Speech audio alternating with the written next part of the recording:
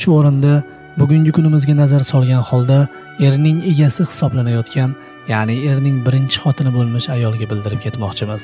Masalani bu uslubda yuritilishi sizning ham qadr-qimmatingizning o'lchovidir. Chunki siz ham ayollar dunyosining vakilasisiz.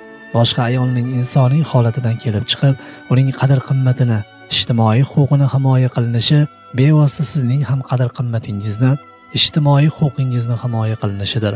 Chunki Alloh biladi, ertaga siz ham uning holiga tushib qolishingiz ehtimoldan xoli emas. Bundan tashqari bu masalaga islom shariati shu tarzda yondashganligini unutmang.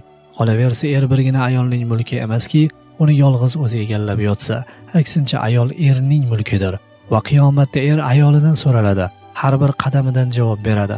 Yuqorida zikr qildikki, ayollarning soni erkaklarga nisbatan anchagina ko'payib ulgurgan. Har bir erkakni bir ayol band qilib olsa va erkakni boshqa bir ayolni nikohlab olish imkoniyati bo'la turib, birinchi ayolning qarshilik qilishi ersiz qolgan ayolga nisbatan rahmsizligidir. Kezi kelganda o'zim guvohi bo'lgan bir hodisa haqida so'zlab o'tishni joiz deb bildim. Hodisa joyi va ishtirokchilarining nomini oshkor qilmadim, chunki shunisi ma'qulroq. Biz bilganimiz xalq orasida ancha ilmli deb tanilgan, obro' e'tiborli bir otaxon borlar. Mana shu otaxon doimo qo'ldan kelgancha yetim, yesir va beva ayollarga yordam qilib keladi. Otaxon yoshlari ancha keksayib qolganiga qaramay, shularning ko'yi deb kuyib pishadilar. Bizni to'lqinlantirgan narsa otaxonning O'zbekiston musulmonlari idorasiga yozgan xatlari edi. Men xat bilan aynan tanish bo'lmasam-da, mazmunidan meni xabardor qilishgan edi. Xatning mazmuni yosh beva qolgan ayollarning dardini ifodalaydi. O'sha yosh beva ayollardan ba'zilari otaxonning oldiga kelib, o'zini kasaldan bosh chiqmayotganligini, doktorlar esa dardning davosi hech qanaqangi dorilar emas, balki faqatgina eriga tegich deb aytishganligini arz qilib kelishgan. Axir biz ham insonmiz. Yoshimiz 30 ga ham, ayrimlarimiz esa 25 ga ham to'lmaganmiz. Bizda ham nafs bor. Nima qilish kerak? Sabrimizning ham chegarasi bor. Nima, bizni erli, oilali bo'lish haqqimiz yo'qmi? Bizga zino qilishdan boshqa yo'l qolmaganmi? Alloh asrasin. Birontasiga ikkinchi xotin bo'lib tegsak, uning xotini bizning dardimizni his qila olmasligi tufayli janjal ko'tarib oilasi buzilishidan qo'rqamiz. Agar shu tashvishlari bo'lmasa, ikkinchimi, uchinchimi xotin bo'lishga rozi edik. Janjal bo'lmasa, ro'zg'orni bekami ko'sligini ham talab qilmasdik. Agar buni biror ayollar majlisida salgina uch chiqib qolsa, ersirab o'lgan ekansan-da degan malomatidan uyalamiz deb murojaat qilishgan. Xatning mazmuni bilan meni tanishtirishar ekan, bu ayollarning jasoratiga qoyil qoldim va beixtiyor Payg'ambar alayhisalom faxrlangan madinalik ayollar yodimga tushdi. Bir kuni madinalik bir ayol kelib, Payg'ambar alayhisalomdan agar hayzim kelib qolsa, nima qilaman deb so'raganda, u zot biron mato qo'yib olishligini aytganlar. Shunda bu ayol qanday qilib qo'yaman deb so'radi. Shunda Payg'ambar alayhisalom Oysha onamizga o'rgatib qo'yishni buyurdilar va men madinalik ayollardan faxrlanaman, din ishlarida uyalmaydilar degan mazmundagi hadislari bor. Bu ayollar ham zinodan qo'rqib din ishlarida uyalmay shuni gapirdilarmi? Demak, bu faxrlanarli holat. Men bu hodisani yozishimdan maqsadim, aytishimdan maqsadim yuqorida zikr qilingan ayollarning dardini doston qilish emas, balki bu kabi ayollarga erli ayollar tomonidan rahm shafqat qilinishi tarafdoriman. Chunki bu ishga islom aralashgan. Islom esa Alloh tomonidan tushirilgandir.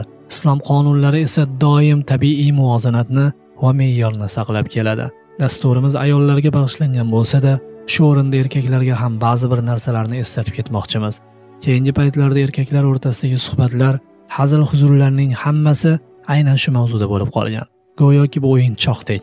Go'yoki Qur'onda 4 tagacha uylanishga ruxsat emas, balki farzdek. Hadislardan bizga ma'lumki, kishi qiyomat kunida o'zidan savol qilinib bo'lgandan keyin ahli ayolidan so'raladi. Bu esa ayol bilan muomalada juda ham katta mas'uliyat talab qiladi. Agar bir kishining nikohida 2 ta ayol bo'lsa, demak mas'uliyat 2 barobar ortadi. Qiyomat kuni 2 ta ayoldan javob beradi. Bugungi kunda guvoh bo'lyapmizki, go'yo ikkinchi xotindan mas'ul emasdek. Vaholanki nikoh erga ayolning himoyasini, ta'minotini va tarbiyasini yuklaydi. 2 ta ayol bo'lsa, biriniki biridan kam emas. Hatto erkaklar ba'zi ayollarning erga muhtojligidan foydalanib, nikohdan keyin bir haftada bir kelib turaman yoki ro'zg'orni, tirikchilikni batamon bo'ynimga olmayman-u, lekin yordam berib turaman degan shartlarni qo'yib keyin uylanmoqdalar. Shu o'rinda bir qiziq savol tug'iladi. Nikohingdagi ayol, ya'ni xotining bir hafta mobaynida nima tirikchilik qilayotgani, nima bilan shug'ullanayotgani nahotki qiziqtirmasa, bu adolatsizliging tufayli nahotki qalbing iztirobga tushmasa, axir ayollar o'rtasida adolat qilmagan qiyomat tongi otganda yarimta holatda tirilishi aniq-ku. Oila qurishning bunaqangi yengil-yelpi bo'lishi ertaga osonlik bilan taloq bo'lishi demakdir. Tirik yetimlarni ko'paytirib jamiyatga tuhfa etish demakdir. Ko'p xotinlikka ruxsat bergan oyatning davomiga qarang. Agar adolat qila olmaslikdan qo'rqsangiz bittani oling deyilyapti. Bu esa adolatning o'ta muhimligini ifodalaydi. Shuning uchun erkaklardan chuqurroq o'ylab ish ko'rishlik talab etiladi. Har bir ayolni islom himoya qilishini va uning qadrini, qimmatini kafolatlab qo'yganini unutmaslik kerak. Payg'ambar alayhisalom ayollar bilan yaxshi muomala qiling, zero ular sizlarga omonatdirlar. Siz ularni xotinlikka Allohning ne'mati sifatida oldinglar va ular Allohning so'ziga muvofiq sizga halol bo'ldi degan mazmunda hadislari bor. Demak, Allohning omonati bo'lmish ayol bilan muomala qilganda omonat Allohniki ekanligini unutib qo'ymang erkaklar.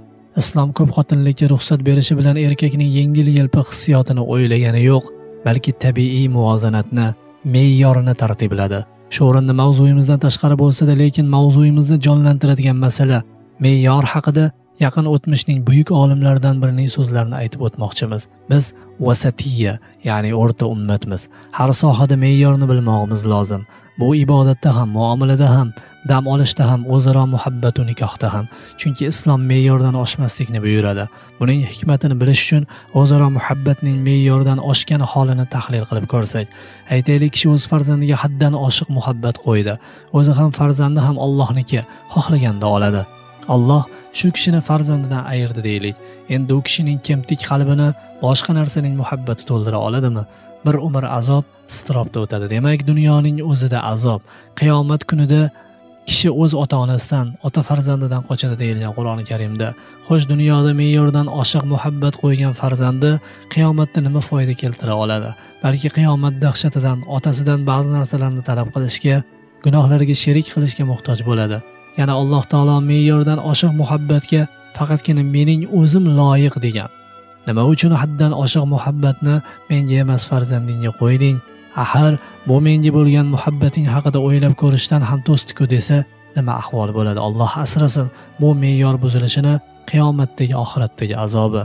Endi erkak va ayol o'rtasidagi muhabbat haqida ham to'xtalsak, islom er va xotinni bir-biriga muhabbatli bo'lishga chaqiradi, lekin me'yor bo'lmog'i lozim.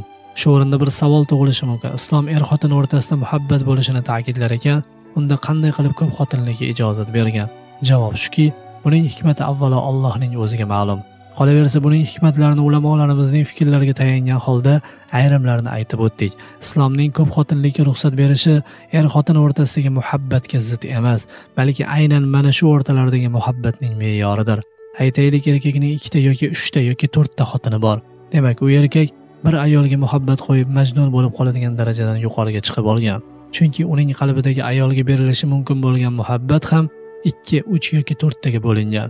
Erkakning qalbidagi bir ayolga nisbatan bo'lgan muhabbat bu bo'linishdan keyin me'yordan oshmasligi aniq. Endi ayol ham o'zining muhabbatini me'yordan oshirmasdan 2, 3 yoki 4 ga bo'lib, bittasini eriga taqdim qiladi. Chunki eridagi muhabbatning hammasi uniki emasligini his qiladi. O'z-o'zidan erida ham, ayolda ham me'yor saqlanib qoladi. Har ikkisida ham muhabbatning me'yoridan ortig'i faqat Allohga qaratiladi, vallohu a'lam. Keling, nima uchun Allohga me'yorsiz muhabbat qo'yilishi haqida ham bir mulohaza yuritsak. Alloh taolo bizni musulmon qilib yaratib qo'yganligi o'zi muhabbatga loyiqdir. Buni his qilish uchun musulmon bo'lmagan odamlarni kuzatsangiz, tilingizga beixtiyor hamd va sano keladi. O'zingga shukrlar, o'zingga shukr, shulardan qilib qo'ymagansan deb yuboramiz.